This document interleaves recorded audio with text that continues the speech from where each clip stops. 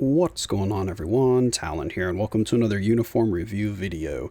Alright, so in this one here, we're going to be taking a look at Hulk's new uniform. We have his Immortal Hulk look, looking a little bit creepy there with that smile. I don't know what he's thinking about, but apparently he's pretty happy about it. So let's go ahead and take a look at what this uniform is going to do for Hulk here. So the uniform bonus itself has got a lot of text there, so let's see what it is.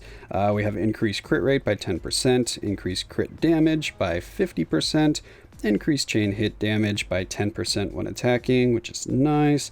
And then we have changed the effects of his tier 2 passive, his regular 4-star passive, and also his leadership. So a lot of stuff changing here for the Immortal Hulk. So let's go ahead and see what those changes are. For his tier 2 passive, nothing's really changed if you have like the team suit or the Infinity War look for Hulk here. So if you have, or the Endgame, I'm sorry, yeah, not the Infinity War, Endgame look here. If you have either of those looks, nothing's going to be changing for his passive, or his tier 2 passive at least. For his regular passive here, we're of course retaining the heal, which is nice, but now he's got that kind of big heal there. If he drops below 20% HP, we get a 45% heal. It's going to happen every 150 seconds. So you're not going to see this too often generally, but it can save you from danger there. And computer interrupting me there, but we're losing a little bit of some of the other stats, because previously with the kind of endgame and team suit look here, his 4-star passive gave him an all attack boost, an all defense boost, an all speed boost, and a crit rate boost, if I remember correctly. So we are losing all of that. Not that all attack actually works here for the Immortal Hulk, because if we take a look at his skills here, all of his skills now are based off of his HP, so your physical attack stat actually doesn't matter here. And all attack doesn't matter as well, because of course it's just going to be bumping up physical and energy, so that's not going to work on Hulk. So basically you only want health on him, because that's what's going to get you the extra damage. Alright, so those were his passives here. And then his leadership is going to change from a 30% physical attack leadership to a 24% all defense leadership. Mainly just because he wouldn't be able to take advantage of his own leadership, so they went ahead and changed that. And then that's a more defensive leadership for Hulk here. It would have been cool if they just gave him a 30% HP leadership, so he could kind of be a self-buffing leadership for his own attack as well. But maybe that'd be a little too good there for Hulk. So the first skill is just a standard skill. We don't have any effects there. The second skill, we have a chance to miss and fracture, which is going to be quite nice for PvP. His third skill here, we're going to get a buff. I don't know why it buffs his all attack, because that shouldn't actually increase his attack unless I'm missing something here. But all of his skills, if you read it, says physical damage is 36% of HP, and then the additional number right there, that additional 280 physical, that's not going to change based on your physical attack. So if you have a higher physical attack, it's not like you're going to see a higher value there than 280. So this all attack should be pretty much useless unless I'm missing something here, because it's only based off his HP for all of his skills. All of his skills say based off of HP, so not really sure why the all attack is there. If anyone knows or has tested it and has found out that all attack actually does increase his damage, feel free to let me know. But from the little bit of testing I've done in terms of like leadership, switching a 50% all attack leadership based off no leadership or an HP leadership, his damage is significantly better with the HP or no leader, or it's the same with the no leadership than it is with the physical. So I didn't notice a difference, but maybe because it's on a skill here, it actually does do something. So I don't know. The fourth skill, actually, did I finish reading that? Yeah, so he gets all attack, all defense. All defense is good, and then he gets a 30% max HP heal, which is going to be over 10 seconds, so that's quite nice. That'll stack on top of his passive that he has from his 4-star, which is a 3% HP heal, as long as he's below, what is it, just 99%, I think, right? Yeah, as long as he's below 99%, so that 30% is going to increase that to a 6% heal, so he's going to pretty much constantly have a 6% max HP heal, so it's going to be really, really hard to kill him. And then the fourth skill here, he's got some burn damage. Okay, he's got damage immunity there, which is cool, so a little bit more survivability for 5 seconds, and he's got a increased damage by 70% for one attack, which is really cool, because that'll help out his damage if you decide to go with a defensive build on him. His fifth skill here, is just remove all debuff, which is actually really nice. I actually really like this remove all debuffs on his 5th skill. I found it coming in useful when I was fighting Proxima or just World Boss in general, because if you stand in the poison puddles, it'll cleanse you from that. If you get like electrocuted from Proxima from that lightning damage, it'll cleanse that. So that's actually really nice, and found that to be quite useful, and I would like to see that on a few more characters actually. So yeah, let's go ahead and hop into the skill preview now and see what the actual skill animations look like. Alright, so the first skill here, we have an iframe at the start, and then we lose the iframe. So not bad, just kind of a run-of-the-mill skill there. Third skill, it's at it's a full iframe. That's actually quite nice. So if you find that you're getting into trouble for some reason, that Hulk's actually not out healing the damage he's receiving, you can just hop into the second skill here, getting a nice iframe. The third skill is the one that gives him the buff. You can see he gets a little bit bigger, and then he's all irradiated with his gamma radiation. You can see that kind of wafting off his body there. Alright, so now the fourth skill. Yeah, it's pretty much the same as the old uniform, I believe. The team, or the endgame look, just grabs that helicopter and spins it around a little bit. And now the fifth skill, let's see what that one looks like here. Got a nice jump, comes down with a jet, and then we have some more jets falling down. So yeah, it's good to combo that. So pretty much if you're using a damage proc on Hulk here, you want to try to proc on the fourth skill. So you're just going to get your buff here, you're going to jump up, and then as soon as he lands with that, you can cancel into the fourth skill, and then you'll get all of the remaining damage from the fifth skill. So that's quite nice.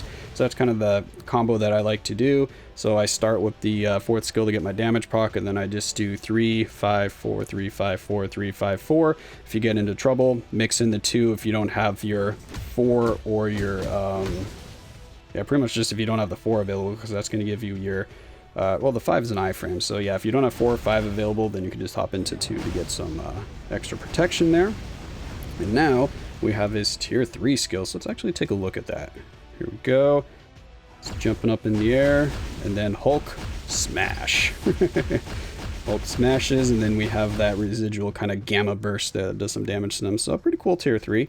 Let's go ahead and back out here. And I never read what the tier 3 skill actually does for him, so I wanted to check that out real quick. Can we just... Nope, it's going to bring me back here like it always does.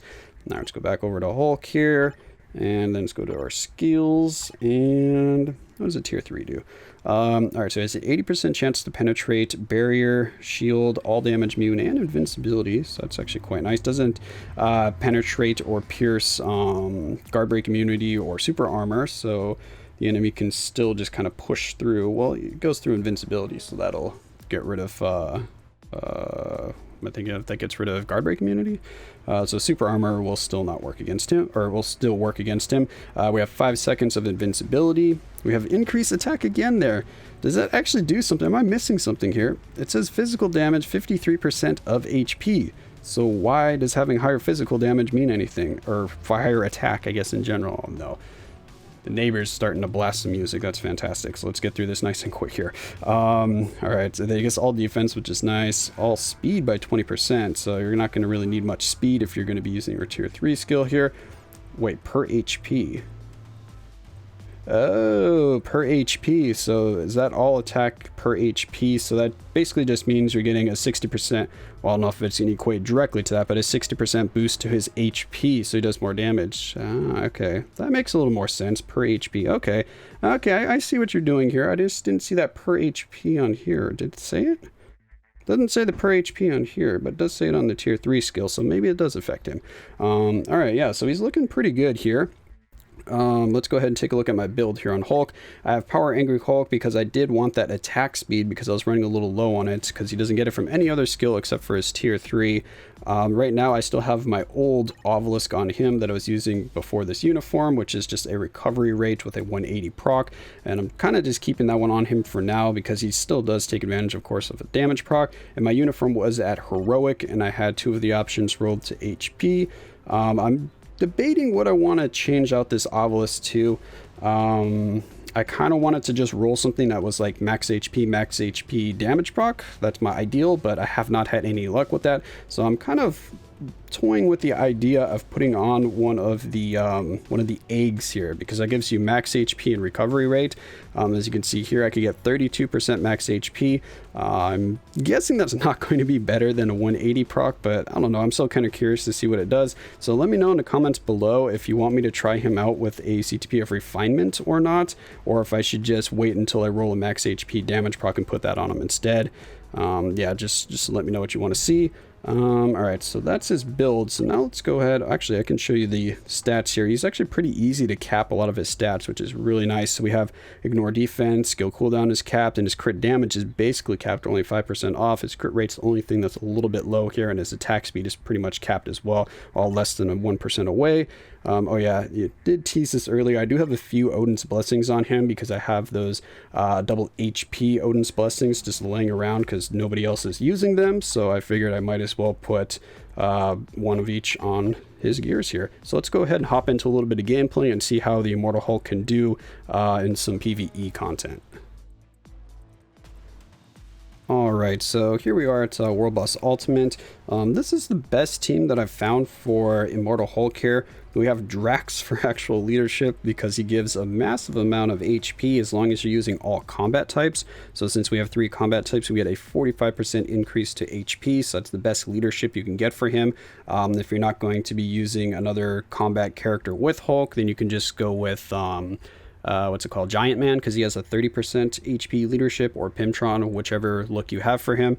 He'll get the 30% HP from that, and then you can use whatever third character you want. If you're going to go with more HP, you can throw in like Victorious, because I believe she's another 30%, right? 30% from her passive, or was it 20%? I think it's 30% max HP from her passive to all allies. So if you're just going to go with all health, you can kind of go that route.